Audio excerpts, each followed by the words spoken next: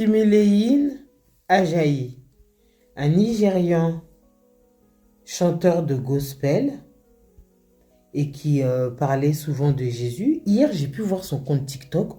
Aujourd'hui, je pense qu'il a été banni. Le compte, je ne le vois plus. Il a été arrêté avec un crâne, une tête. En fait, il a été interpellé par les policiers qui ont trouvé suspect qu'il y avait des mouches autour du sac.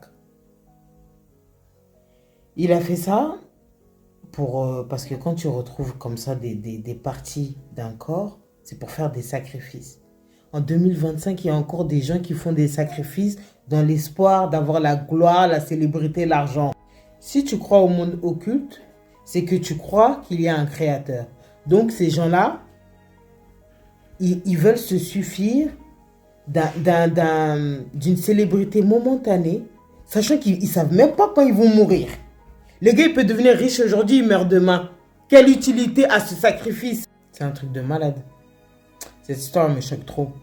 Vous voyez, quand on vous dit l'habit ne fait pas le monde, lui, il prêche la bonne parole, mais c'est un sorcier derrière. Il a tué sa petite amie avec qui il était depuis 1 an. Imaginez comment il a dû l'assassiner de sang-froid et après découper des parties. Parce que pour se retrouver avec la tête, c'est qu'il a coupé son corps. C'est horrible, c'est horrible. C'est un truc de malade. On l'interviewe, on lui demande s'il a des regrets. Il dit qu'il n'a pas de regrets. Qu'il n'a aucun regret. Et que cette femme-là, elle était pas claire, qu'il avait vu des trucs dans son téléphone. En fait, il veut justifier le fait que si il se retrouvait avec le crâne de cette femme, c'est parce qu'elle le trompait. Mais il est malade, hein. Lui, c'est vraiment un malade profond. Depuis quand? Parce que tu te fais tromper, tu décapites, tu tues comme ça? De toute façon, je suis sûre que c'est faux parce que il y a les entourages et les proches qui ont dit que c'était une fille de bonne famille.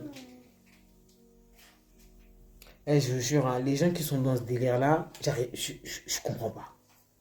Je comprends pas comment aujourd'hui encore, il y a des personnes qui arrivent à aller voir des gens et à croire que si tu sacrifies une personne, tu auras la gloire. Même si c'est le cas là. Cette gloire, elle est tellement éphémère et tu paieras indéfiniment, éternellement.